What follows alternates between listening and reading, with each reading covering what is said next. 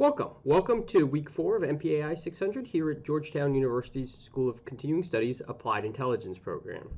So I just want to go over paper 1. I've graded about 50% of them, maybe a little bit more, like 60, closer to 60% of them. You should have them to you back, if not on Monday, by Tuesday. And I just want to hit some of the high points. So the requirements, again, most of you did fine. Just a couple of issues. Requirements, for the most part, way too broad. Narrow down, narrow down, narrow down. North Korean nuclear program was a couple of people did this. Some of you did a one on the North Korean nuclear program, and that's fine. But you can narrow it down to something like, what are the requirements? An overall question: ICBM capable of defeating missile defense systems, and you could do 3 requirements from this easily. You could do 10 requirements from just this overall theme. So just keep that in mind going forward. Some of you did border ISR. Again, a good example is you can't just say, will ISR work on the border? That's not a requirement. A better requirement would be, can UAV, or what is the method of infiltration for Sonoran cartels between Nogales and Sierra Vista in southern Arizona? That is a tight requirement that can be better answered. Way too many people just did that, a big kind of handshake or hand wave requirement. So policy versus intel requirements. I'll go for the border ISR questions. Too many people asked, will UAVs work on the border? That's a policy question. It needs to be reframed to say, do they use dismounted movement across this sector of the southern border? So again, don't put the cart before the horse, and don't ask about the intel asset versus the collection requirement. Again, when you asked, will ISR work over the southern border, one that's too broad, one that's a policy question, and then you're also kind of putting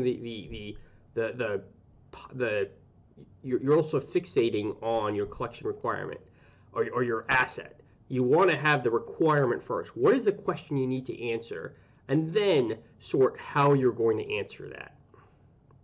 And then social media, we didn't talk about this, but everyone kind of brought it up, or not everyone, but most people did. And that's fine. Just keep in mind that social media is not a panacea for every answer. Russian involvement in the Donetsk region in Ukraine. Yeah, social media could kind of give you a clearer answer on that. Russian propaganda in the Baltics. Again, that is social media. Russian interference in an election. That's another social media question. But social media can't work for MS-13s. MS-13 is notorious for doing radicalization and outreach and recruitment over normal face-to-face, non-virtual means. Obviously, social media wouldn't work against North Korea, so it's not a panacea for all issues. So that covers, again, the collection plan. If there's any questions or issues, please let me know on that. I know I tried to cover, at least in the comment section, my thoughts, but if for some reason it wasn't clear or there was an issue, please just let me know. So review. Again, our 2 case studies were Pearl Harbor and the Yom Kippur War. And before we go through the issue, I think the doll breaks out the schools of thought regarding the case studies, or the intelligence failure case study. And he talks about the traditional school, and these are that there's too much information, and the analysts can't connect the proverbial dots, for lack of a better term. And this is what, one of the arguments for Pearl Harbor, that there's just a deluge of information, and the analysts couldn't pick out the right issues to focus on. Again, that's the traditional school. We're going to talk about that as it relates to 9/11 next week as well. I don't necessarily believe this school, particularly as it relates to Pearl Harbor. I think there was critical information that could have been answered, but this is, again, the traditional school is the first.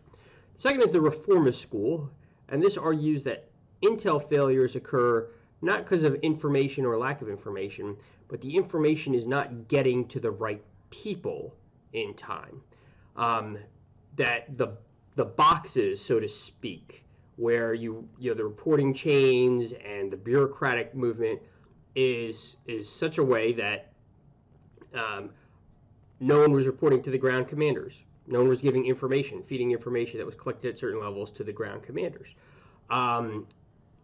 You'll see this again in the 9/11 case study, where there was critical information that could have stopped the 9/11 plot located at the National Security Agency, but because of bureaucratic reasons, classification, a not clear chain of command, that information was not shared horizontally or vertically down to FBI or people that can do something about it.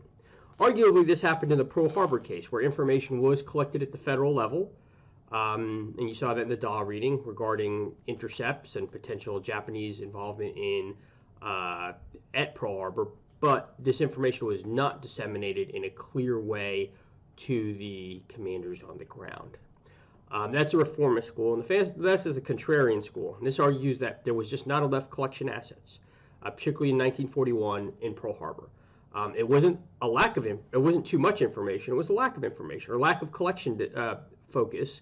And the example that's brought up in Dahl is we didn't know where the location of the 6 Japanese carriers were until Pearl Harbor. We knew the importance of the Japanese aircraft carriers. We knew that they would probably spearhead any attack that occurred in the Pearl Harbor. We also knew that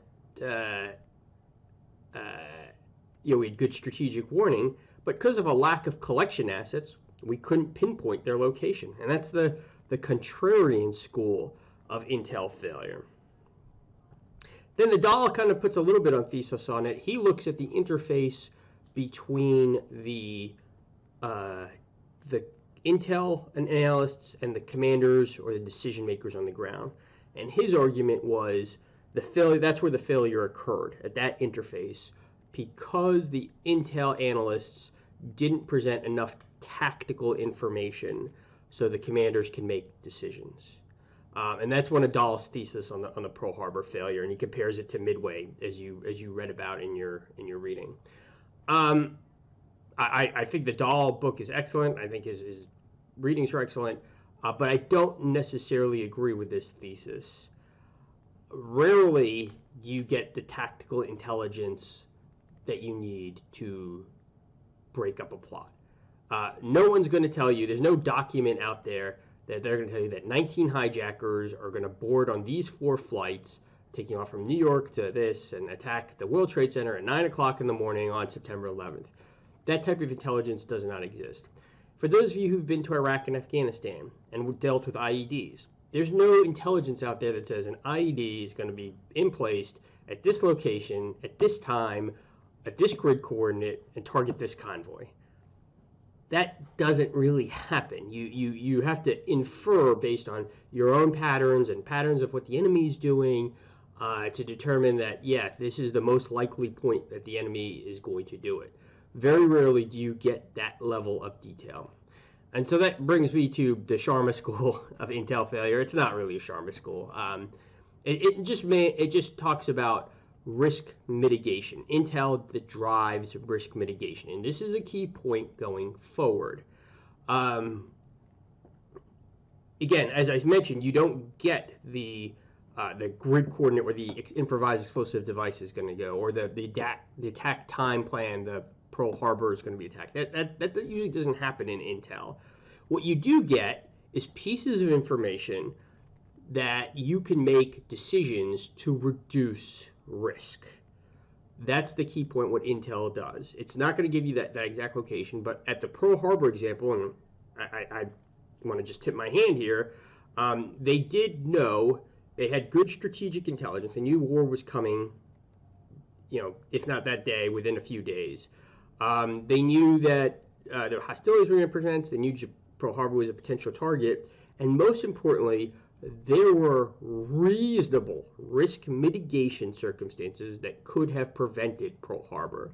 You can increase flight patrols. You can cancel Sunday leaves. You can man radar stations with a higher degree of alacrity.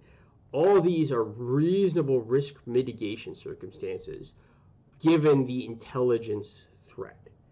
And that's where I think the Pearl Harbor failure lies. You can apply that to the IED problem that I just talked about in Iraq.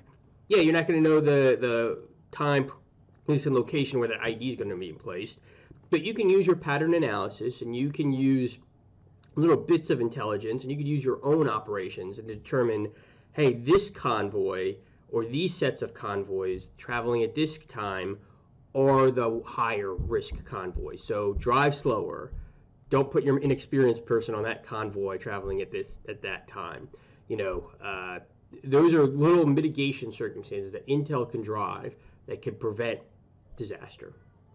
And when you're talking about your future papers, I want you to think through that. What risk mitigation circumstances can we in place to prevent what mitigation can we put in to prevent catastrophic risk?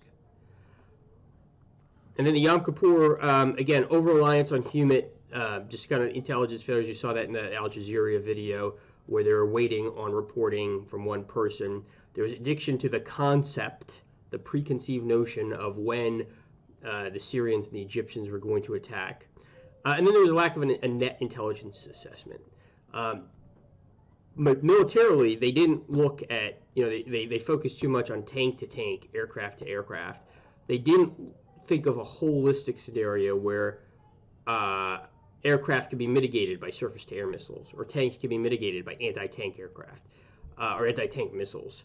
They didn't do that kind of net assessment. There was too much of a linear assessment for their analysis, and that's why the Israelis got, for the first few days of the war, got kind of blown out of the water, and that's what you saw in the video. All right, so we go to those two cases, and then we go to two more case studies: 9/11 and the 9/11 and the Iraq WMD case study. I'm going to just preview that there is a lot of work this quarter or this week. I'm not going to kind of sugarcoat it. It is a pretty intensive week. Two cases, as I mentioned. So Iraq WMD, you have the Rachel Maddow documentary. Just keep in mind, Rachel Maddow is a political commentator, so you got to take what she says with a grain of salt. But for the most part, her reporting in this case is accurate. You have the 60 Minutes curveball. And you'll see that documentary in the folder.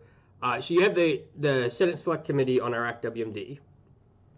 It's a 200-page report. Do not read 200 pages. What I want you to do is read the blue boxes, and you'll see the report. You'll see the blue boxes highlighted. So go through the report, read the blue boxes, and if there's something that interests you or think that you might want to write something more in detail, or something you saw in the Rachel Maddow that you want to really delve deep into it, then read behind the blue boxes or the sections that go in detail. But yeah, just hit the high points going forward. And then you have my lectures as well. And then the 9/11, so you have the two documentaries. I need to find a replacement. So the way I do it is just focus on the Iraq WMD first, and then go to the 9/11 case studies. I have to find a replacement for the National Geographic. I'll send that out earlier this week. It was, the Disney Channel Nazis took the National Geographic off of YouTube. So let me see if I can find a replacement going forward. And then the Nova NSA documentary as well. And then you have the readings that cover 9/11. And then you have my lectures going forward. So if there's questions or issues, please let me know, and I'll get the final papers. I owe you the final papers as well as an update on the National Geographic inside 9/11.